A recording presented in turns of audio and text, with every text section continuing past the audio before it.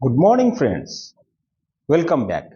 Here I am with a new series of antenna system or radar system, and today we are going to look what are the features of a CW radar. So CW stands for continuous wave radar. So what is a continuous wave?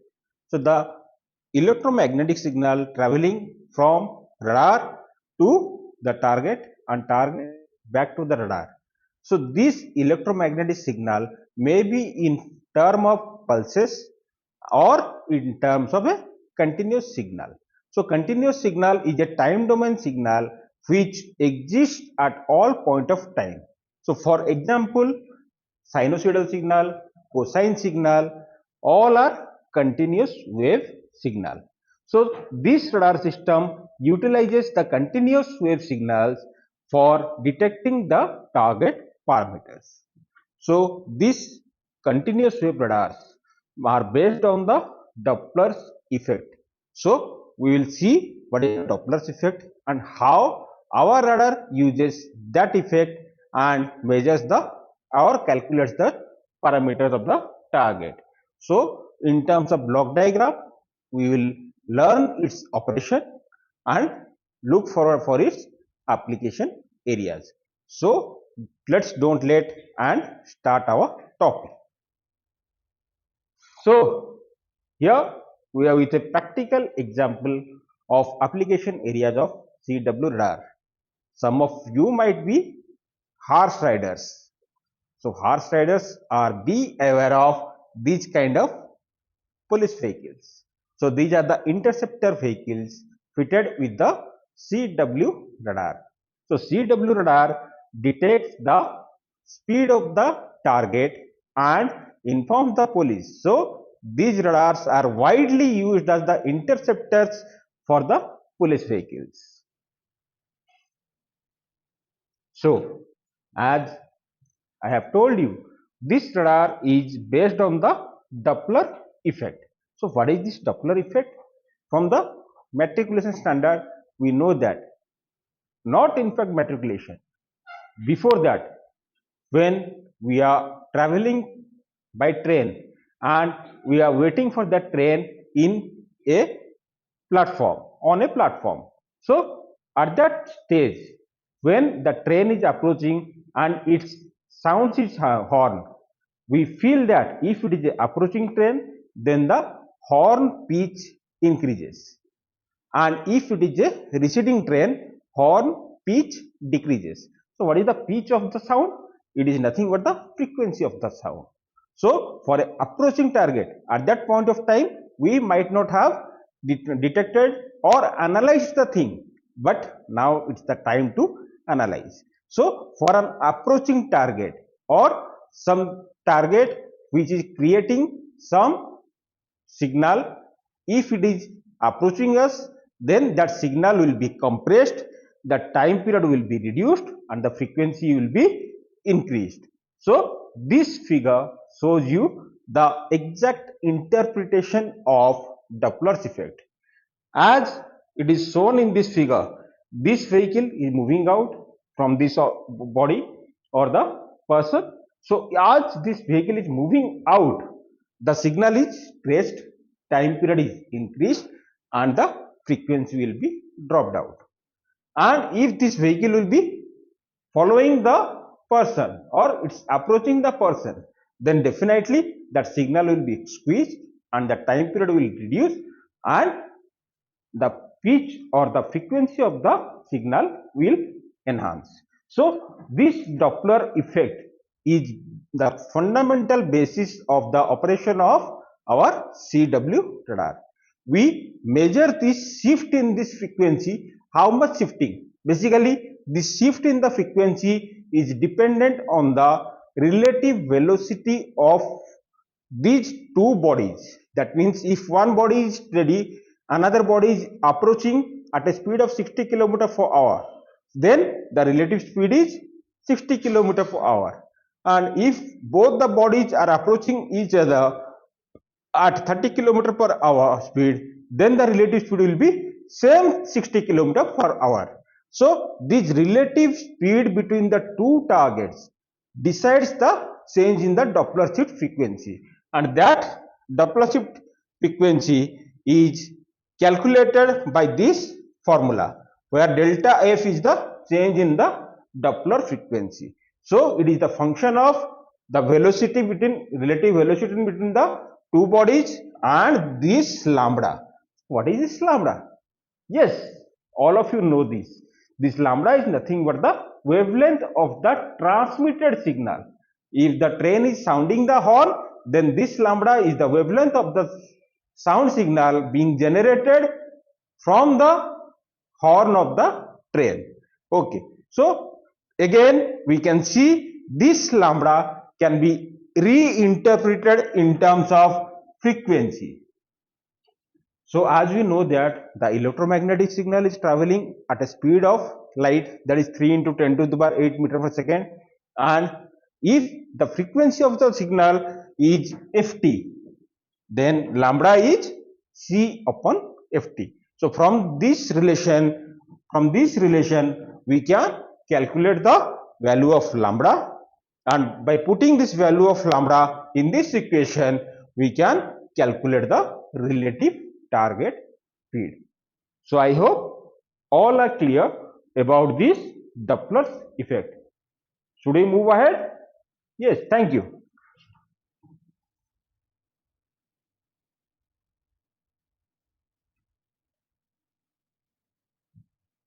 Okay, now let's move into the topic, that is the block diagram and operation of a CW radar.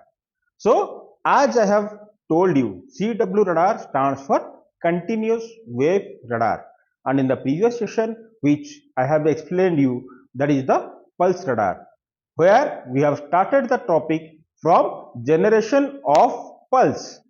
So here also we will start our topic from generation of pulse. So for this quick recap, you can just refer to my prior video. Thank you, and we will move ahead. So to generate our basic pulse, which is to be transmitted, received and processed, we use our oscillator.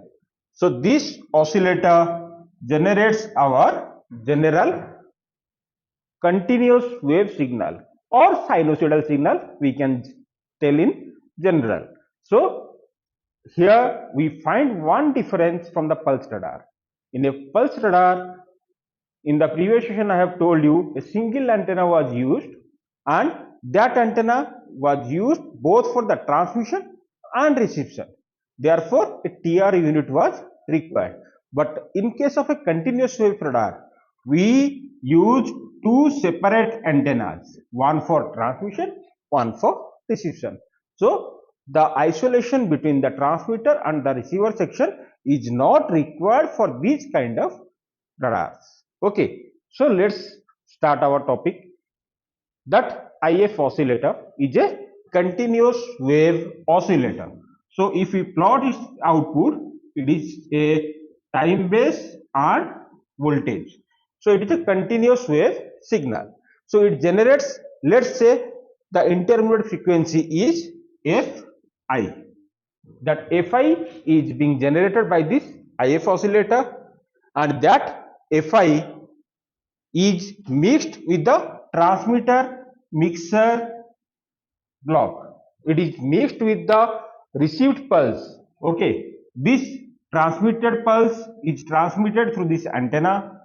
That feedback is taken to this transmitter mixer, and the second input to this transmitter mixer is the IF oscillator signal. So these IF oscillator signal and this transmitter signal are mixed together, and we get another signal, that is Ft plus Fi. So here I have mentioned Ft plus Fi because this is a mixer which is adding up the signals from the transmitter and the receiver. Again, the signal, let's say this signal was transmitted, here we get an object and that signal is reflected from this object. So if this object is approaching, definitely as we have seen in the previous slide, the Doppler shift will be positive, and if this target is receding one, then Doppler shift will be negative. So accordingly, the received signal is having the signal frequency of ft plus minus delta f. So what is this delta f? This is the Doppler shift in the transmitter signal frequency. So this delta f will be positive for approaching target and it will be negative for receding target. So let's go ahead. So these two signals, that is the mixed signal from IF oscillator and transmitter oscillator, and this received signal from the antenna, are mixed up in this receiver mixer. So receiver mixer just adds on these two signals and cancels out the transmitter signal frequency component. As a result, we are left with only the intermediate signal frequency component along with the Doppler shift component delta f. So these two signals are amplified, and in the second detector stage where the intermediate frequency signal component is cancelled out, and this is our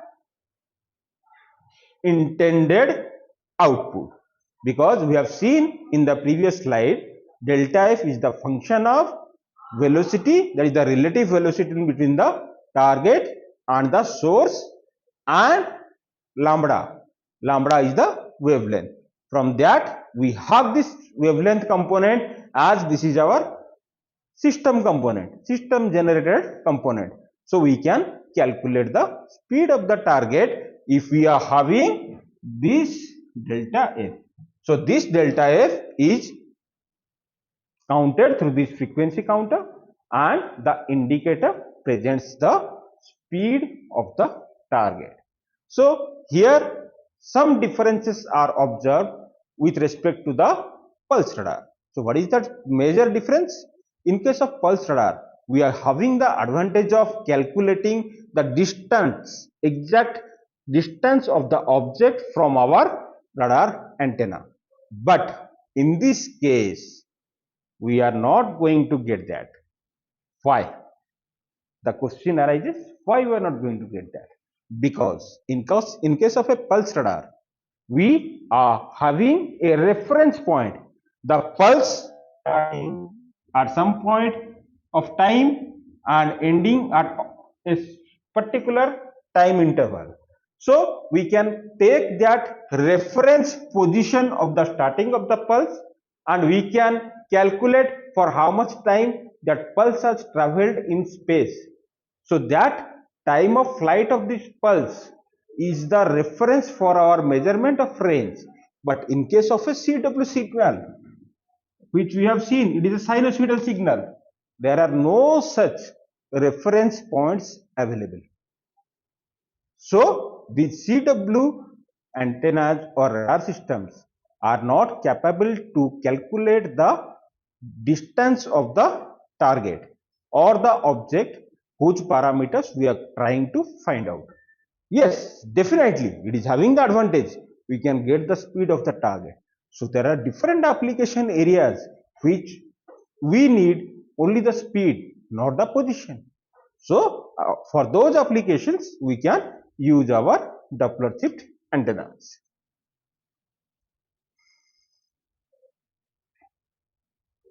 So the different application areas, quite interesting. Okay, the measurement of liquid levels. Sometimes it's required for us to measure the volume of liquid in a tank.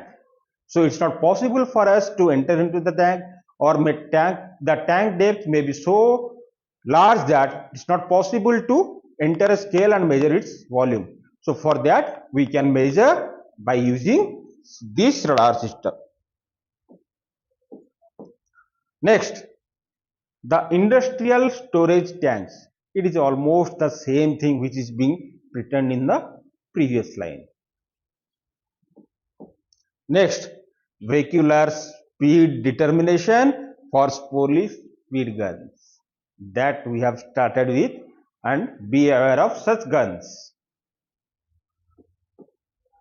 Short range navigation. If we are going for a very small distance, or we can say some few kilometers of target detection and ranging, then we can go for short range ranging by using this type of radars. Missile seekers. So what are the seekers?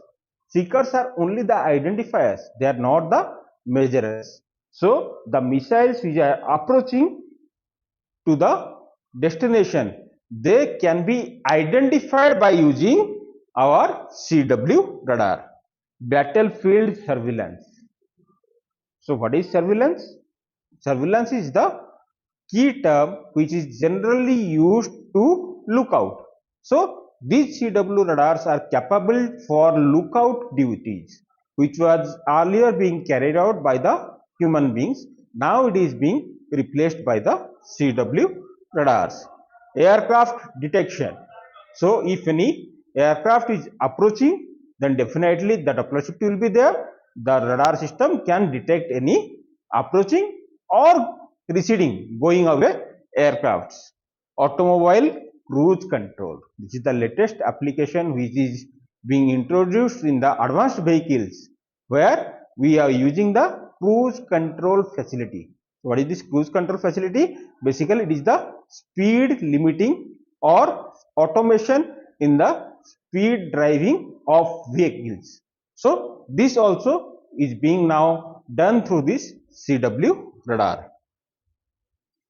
So we are completing this CW radar, and in the next session we will be looking after a new topic, that is the moving target indicator.